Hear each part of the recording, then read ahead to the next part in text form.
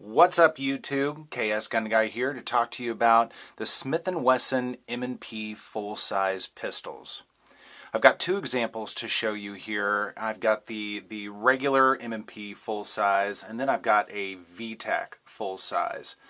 Both great guns, basically the same. There are a couple of differences between the two, and I'll talk about those as the video goes on. But before we get to that, let's go ahead and talk a little bit about the specs of the guns and how they compare to the other M&P full-size firearms that line up. So the height of the gun is 5.5 inches. The overall length of the gun is 7.6 inches. The width of the gun is 1.2 inches. People talk a lot about widths of guns, especially when you talk about carrying a gun. This is a pretty big gun. This is essentially the same size as the Glock 17, if you're familiar with that. So it's a bit of a chunk, and width-wise, 1.2 inches. I consider this a pretty difficult firearm to conceal carry unless you're doing outside the waistband, but your mileage may vary on that. The barrel length on this is 4.25 inches. Now the weight on the gun, and I got my specs from the Smith & Wesson website. Most of the specs, a couple of them they don't really report, but they report the weight at 27.5 ounces. And it's tough to tell if that's with a magazine, without a magazine, or loaded. But I will tell you, it's a heavier firearm. It is heavier than the Glock 17, which is really its counterpart from a Glock standpoint. But 27.5 ounces. It's still pretty doable from a carry standpoint if you choose to do so, but it certainly is going to weigh more than the 17 or maybe a Glock 19, that sort of thing. The magazines are going to be a 17-round steel-constructed magazine. These are good quality magazines. They're pretty easy to find. You can usually find them on things like Midway, USA, or Brownells, that sort of thing, or the Smith & Wesson website. They're not terribly expensive, but the guns only come with two, or at least that's been my experience. I really prefer that 3 magazines come with any gun, and it's also true with the Pro series, their competition model, and I'll bring that in as well and compare that to these only coming with 2 magazines. I think that's a little bit disappointing. I think these days all guns should come with 3 magazines. Now, the price that you pay for these are really going to vary in price depending on where you live. I was able to walk into the full size for $500 plus tax. That's not too bad. I think the sticker price at my local gun shop, Centerfire Shooting Sports, was maybe $540, something like that. So not a bad deal at all. They were very nice to me on that. The VTAC was a little bit more expensive. I think that was around $600 plus tax, and I know the MSRP on that is a bit higher. And again, I'll talk about what some of these differences are, why this one comes in a little bit higher here in just a moment. As far as the sights go on the gun, these are going to be Novak style sights, and they are drift adjustable for windage. They are steel sights, which is great. I love steel sights, and I'm less inclined to switch out steel sights. I do like that it's a 3-dot white setup. Steel sights are great because they're less prone, of course, to breaking or anything. Those of you who have Glocks know what I'm talking about. Standard Glock sights are polymer sights, and although you can shoot them just fine, I mean the sight alignment's fine on them as far as I'm concerned. They're polymer, so the likelihood of them being broken or being damaged is much higher. So kudos to Smith for that. That's much appreciated. They're dovetailed in, so it's easy to switch them out if you want to. If you want to go to night sights or fiber optics, something like that, you certainly can. And speaking of sights, one of the big differences with the VTAC, aside from the coloration on it, is going to be the sights on the VTAC. You'll notice that there's 2 set of sights, and these are Viking tactical sights. They're going to have fiber optic on the top, so they glow during the day or on the range, whatever, and they do glow pretty brightly. But then right below that are tritium vials for night sights. So they do glow at night, which is great. It's taken a little while for me to get used to this sight arrangement, just because they're a little bit taller. It's kind of a funky sight picture at the range. However, once you get used to that, it's just like really shooting any other gun. So I kind of like that. They're kind of cool.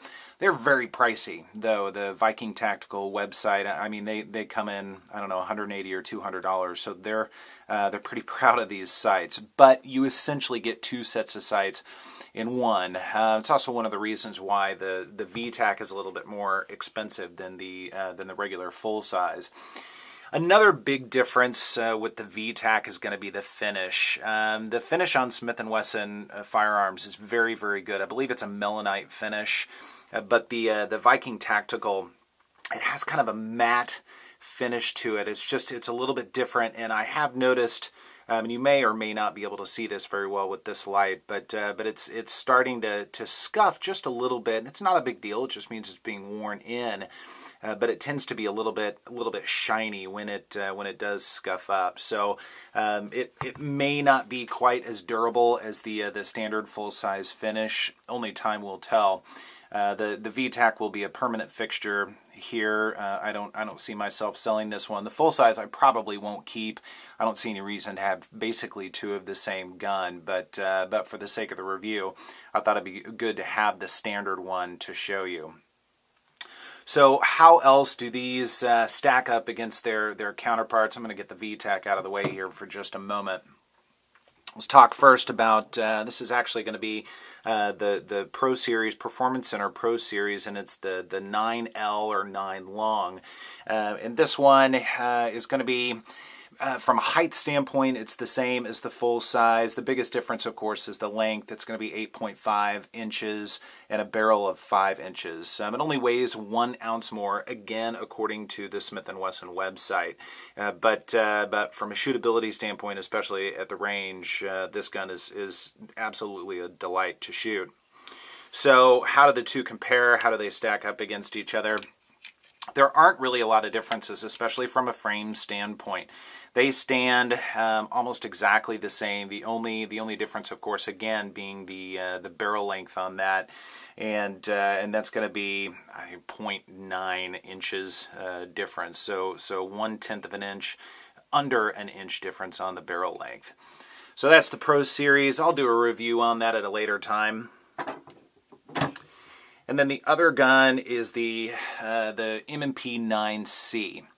So the M&P 9C definitely has some differences there. The M&P 9C is going to stand at only 4.3 inches, so it's 1.2 inches shorter than the full size. And from a length standpoint, it's 6.7 inches versus the 7.6 inches. So again, 9/10 of an inch difference from a length standpoint. They say that the 9C compares to a Glock 19. It's kind of an odd duck. I feel like it's more between the 19 and the 26 for the 9C, but a little bit more carryable. Same width. All of these guns are the same width, but from a grip standpoint, which is pretty critical from a carry standpoint, from a printing standpoint, the height is going to be a little bit more advantageous. So I'll do a review on this one as well at a later time. Okay, so let's talk a little bit about triggers and the M&P trigger.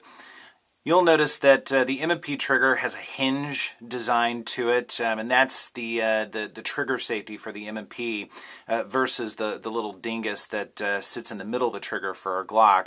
This one hinges, and when it hinges, you may or may not be able to see this very well. I'll get this little pointer here. There's a little notch that actually goes into the trigger as the hinge goes down. So if you try and pull the trigger from up top, it won't engage because that lever isn't being depressed. So you actually have to depress the hinge. And by the way, all these guns, of course, have been safety checked off camera. There's no ammo on the table, but just for the sake of argument, this is an unloaded gun. Once you depress the lever and it engages the trigger, you do have a little bit of take up, and I will say, of all 4 of these, and I'll bring back in the VTAC here. Of all of these guns, this full-size one has the worst trigger of them all. It is a bit gritty during the take-up. I can really feel it, and I think that has to do with the plunger, or the firing pin safety that's in here. I just think it's a little bit more gritty, or perhaps it's the channel that plunger sits in. But there's your take-up, and then a pretty defined click, and then the reset on it. It is audible, and it's relatively short, so that's good. It does have a tactile and audible reset. Older Smith & Wessons, older Smith & Wesson M&Ps were pretty well known for not having much of a reset at all. Certainly not audible and barely tactile. So again, a bit gritty in the take-up, and then your pull or break, and there's your reset. It's not bad. When you're on the range, you don't really notice the grittiness quite so much, and I'm sure with a little bit of work, or maybe an Apex kit, this trigger would be just fine. But again, I don't think I'm going to be holding on to this long term, so I won't invest the money in it. But if you have an M&P and you find you've got a little bit of grit in there, a little bit too much feel as you go through the take-up, it might be worth looking into Apex, or I'm sure there are other brands that make parts, internal parts for the Smith & Wesson. Now the VTAC's a little bit different again, definitely unloaded. The trigger on this one is much better. I do find that I have to make sure that I'm really pulling down on it. That's the one thing. If I'm pulling more straight forward, the pin safety tends to catch just a tiny bit. Not so much to where it actually inhibits the functionality of the gun, but I do need to make sure that I pull down a little bit. And when I do, it's very smooth. I don't know if they just took a little extra care with the VTAC, or maybe I got lucky with this. I'm not aware that this has better internals than the regular M&Ps, but perhaps it does. If you know, leave a comment. I'd be interested to know. But you go through the take-up, and it's really the same. It's the same take-up without the grittiness, and it's the same break, and it's the same reset. So from a consistency standpoint, aside from that grittiness, these two guns are essentially the same, which is kind of nice. You get used to one trigger rather than quite a few different triggers as you go through models of firearms. So the VTAC's a lot of fun to shoot. I have a great time with it. It's more accurate than I am for sure. But you know, Smith & Wesson triggers, they're good triggers. They're not exquisite by any stretch of the imaginations. They're not H&K VP9 or Walter. I think it's the PPQ that people rave about quite a bit. It's not quite that good, but it's good enough. You can definitely make it work without too much of an issue. The only one of these that really has an exceptional trigger would be the Pro, and again, that's because it's a competition gun, so it does have reworked internal parts from the Performance Center. Again, I'll do a review on that at a later time and talk a little bit more specifically about some of those parts. So, what's this pin, and why do I have it sitting here? I don't know if you've noticed, but there's a difference between these two. You'll notice that this piece is missing from the VTAC.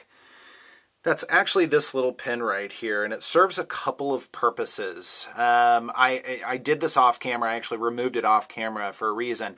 I find that these are a real pain to get out. I know over time that it'll probably be easier, and I'm sure there are some out there, some guns that are just easier right out of the box, but these are pretty difficult to get out, and I didn't want to struggle on camera to get them out. But it does serve a dual purpose. One of the nice things about all the Smith & Wesson full-size guns, including the compact, they have removable back straps and changeable back straps. So with these back straps, once you get your pin removed, all you have to do is pull this out, which is kind of nice, and this actually is not the backstrap that came with this gun. It's the matching, I guess, flat dark earth color. I prefer to go with the black on this. I think it looks a little bit better, and there's no functionality difference or anything like that. I just wanted to kind of break up the monotony of this particular grip. Now these grips come in a multitude of sizes. They've got a small, medium, and large. I'll bring in all the black ones here. We've got your small, and really I find that the only major difference between the small and the medium and large really is more the width than anything else. There is a little bit more on the back itself, but not a lot. It's mainly the width that makes a difference there.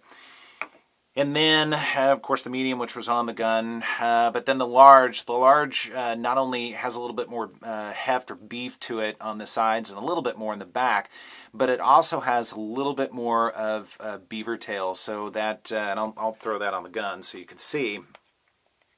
There it is. There it is. You have to kind of force it in a little bit, but once it's in, it's comfortable.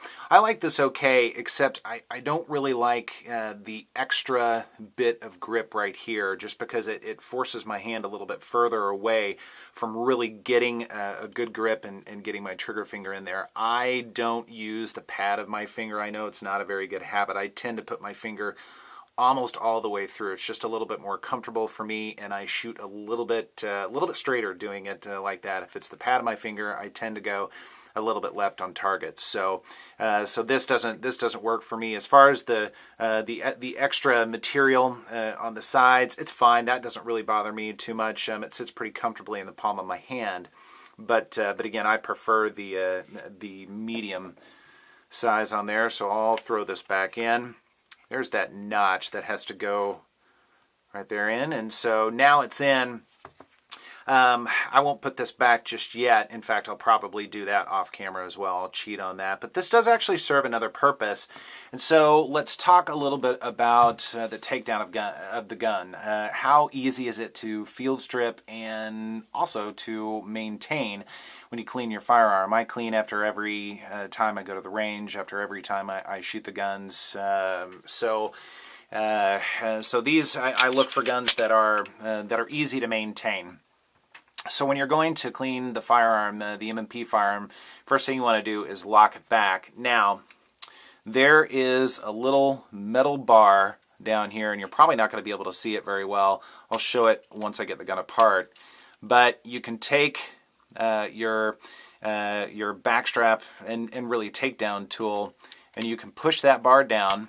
There it goes. It's all the way down. You may be able to see it in there. But once that bar is down, you'll take your takedown lever and push that down, and then the gun comes apart. Now, the reason to push this lever down, and here's the lever right here. It's a little bit yellow. I think they paint that to make it a little bit easier to see, although it's not very yellow. But the advantage of putting this lever down before you take down the gun, you don't have to pull the trigger, which is kind of nice. I don't mind pulling a trigger on a striker-fired gun. I know that the gun is unloaded. I've checked it several times before I pull the trigger, and that's the same no matter where I am. I want to know if it's loaded or not.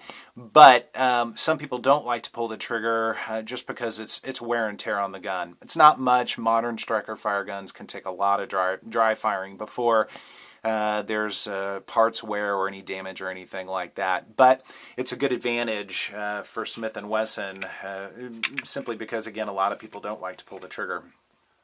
Okay, once you've got your gun apart, there are 4 basic parts to the Smith & Wesson M&P, and it's basically the same as any of your modern firearms.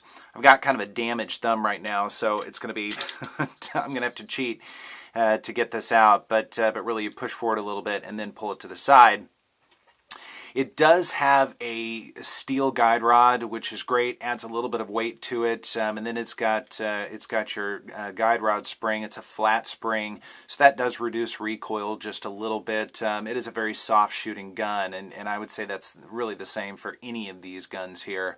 But again, steel construction, so perhaps that might last a little bit longer than a polymer guide rod like a Glock. I don't know. I don't know that I buy into that quite so much, but I know a lot of people do, so good on them for putting a steel guide rod in there. Then your barrel comes out. And it's pretty basic disassembly there, and then you have the opportunity to clean your firearm or do any work on it or anything like that. So pretty basic. Once you're done, just throw your barrel back in, get your guide rod back in, and then you're ready to assemble it.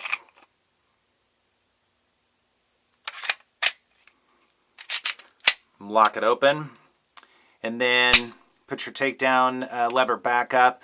Now, one of the differences with the M&P, and it has to do with that lever that you push down to allow it to be taken apart without pulling the trigger.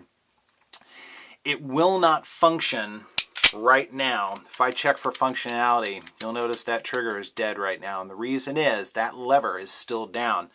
So to put the lever back up, you can either stick the tool back in there or your finger, although I don't advise that. I'm not a fan of putting my finger in the chamber of the gun. I think there's a potential for that to close, and that would not feel very good. But what you can do is put the magazine back into the gun. And again, it's unloaded, of course, but now the gun will work. You check for functionality, works just fine, and you're good to go. So very easy takedown and maintenance, pretty basic. Your 4 components, like most of your modern striker-fired firearms and other guns like that. So, all right, so let's take a look at a little bit of shooting of both of these guns and see how they fare at the range.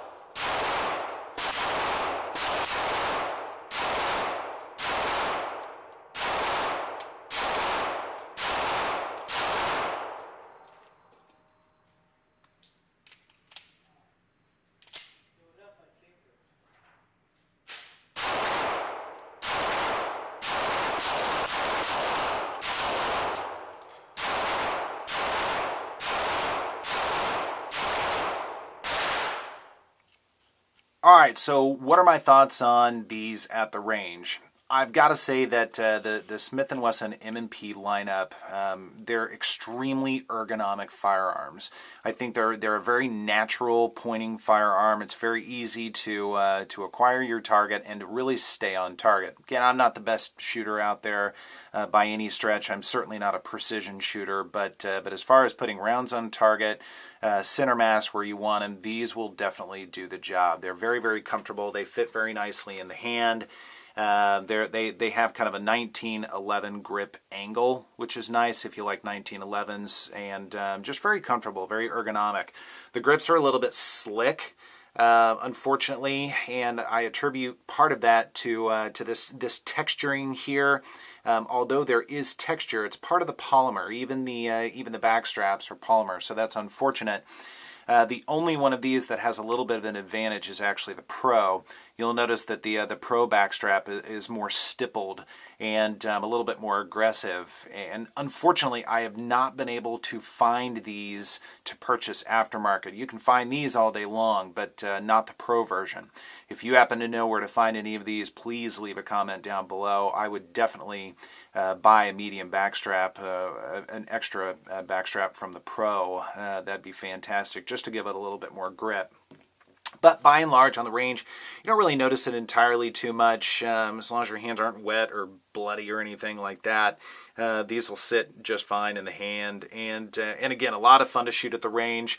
Took a little time again to get used to the VTAC with the unusual and kind of funky sight picture there, but they're a lot of fun at the range. You could definitely shoot all day long, and there's enough weight to these guns that they won't beat up your hand too much. I'm sure you could put 1,000 rounds downrange in a day, and be just fine. So let's talk a little bit about aftermarket support for these. There's a fairly wide amount of aftermarket support for these. You can certainly switch out different parts. I've mentioned Apex a couple of times. It's really the only aftermarket parts that I've had experience with, but they're pretty plentiful, which is nice. Not quite as plentiful as Glock parts, but it's easy to outfit your M&P any way you want.